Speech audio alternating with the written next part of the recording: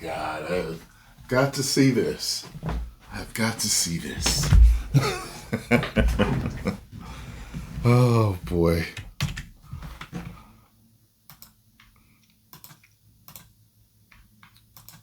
A country is as strong, really, as its citizens. And I think that mental and physical health, mental and physical vigor go hand in hand. I hope that we will not find a day in the United States when all of us are spectators, except for a few who are out on the field. I hope all Americans will be on the field. Back in 1962, when JFK spearheaded that national... Wanted everybody in shape. You ever see those films of the high school kids working out and everything? Man, they was in shape compared to even when I was in high school. Movement to get our kids in shape. Kids were in a lot better shape than they are in now, and he created the physical fitness test. Now, I remember doing it as a kid. You had to run a mile, do pull-ups, sit-ups, a couple of other exercises. But President Obama, who's Mr. Fitness himself, retired that test and replaced it with the Presidential Youth Fitness Program. Obama got a cool walk. You see his walk?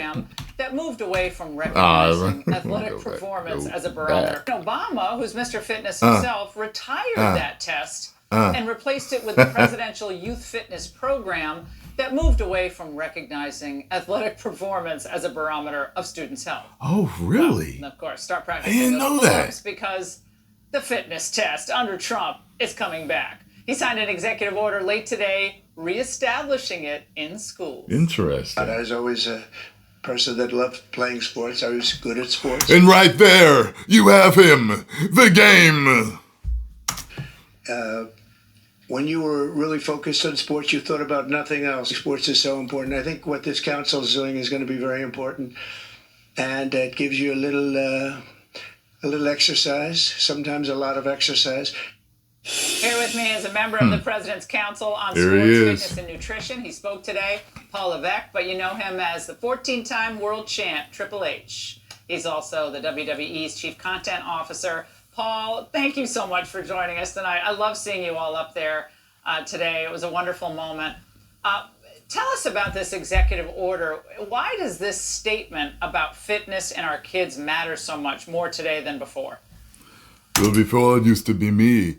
And now I see Triple H. You know, we've had a thing at SmackDown or whatever it was that time. And I backhanded him and knocked him down. And I said, stay down. Shut up. And so it's great to see another man that's into to fitness and bodybuilding. Yeah, because it was Arnold when I was growing up. He was like the head of this stuff. Well, because I think it's so imperative to the health of the nation to get young people back in shape, to get them motivated to exercise, to get them off. Yeah, I know some of y'all are already going to make jokes about him and Arnold both being on the gear and both suffering from those side effects. And I know people kind of like, well, how the hell can you be? Look, I get it. But, you know, you can learn from your mistakes and teach others. So let's see what he's talking about here. Their phones, to get them off of TV or screens, whatever screen it is. This executive order puts us back into a place where we can motivate kids. I was, influenced by that President's Council years ago. I spoke to Secretary Kennedy about it today.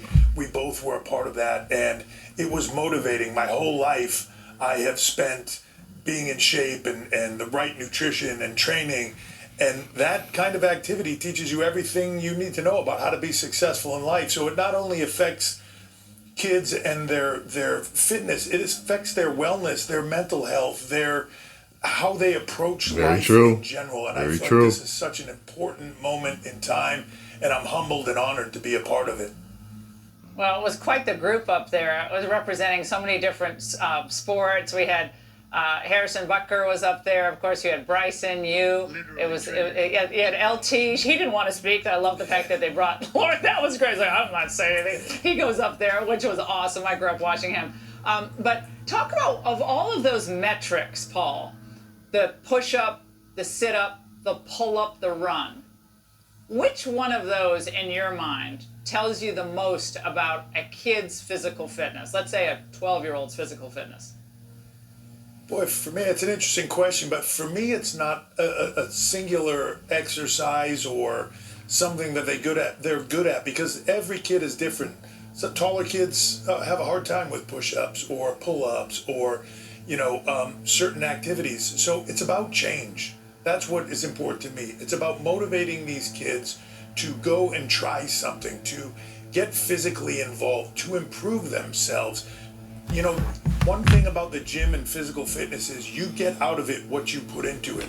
And they will learn that in this process, that by being motivated to where we get them with what the rewards are for their participation in this and their success at it.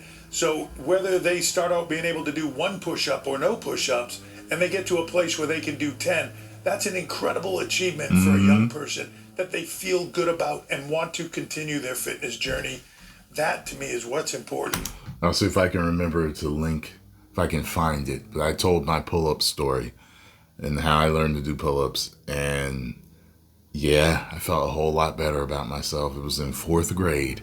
If I can find it, I'll link it. Watch the story. It's, it's it's motivating.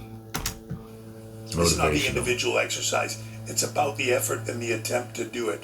And whether that's sports or whether that's just doing it on your own and being active and working out, to me, that is the driver of this. It's just make these kids fit and healthy and happy and get them on with their lives. Yeah, Paul, I like what you said about get away from the screens. Kids. His voice has definitely gotten more gravelly over the years. I would hear him talk, on WWE like this, but it was more of me thinking he was still in Triple H character. But it really has gotten more gravelly over the years, because his voice didn't sound like this when I first started watching him. Disappearing into their rooms with laptops or tablets or their phones and under the covers, and they're watching movies or playing games. I mean, I get everyone wants to unwind, but that's 8 hours a day for some kids. That's a killer. By the way, Hulk Hogan Day tomorrow in Florida, Paul, and I know you wrestled against him, and I know this has been a very emotional week for you. And thank you for what you're doing for the kids, and I know how much you're going to miss the Hulkster. Thank Paul, you. Yeah, we'll all miss the Hulk, but being here today, honored to be involved. Thank you. Hey, Sean Hannity here. Hey, click. So he's spearheading the movement, to get America fit again. Well, we all need it. We all definitely need it. You know what I'm saying? Some are already in shape. Some were in shape, like myself, and getting back. Some were never in shape and need to get there.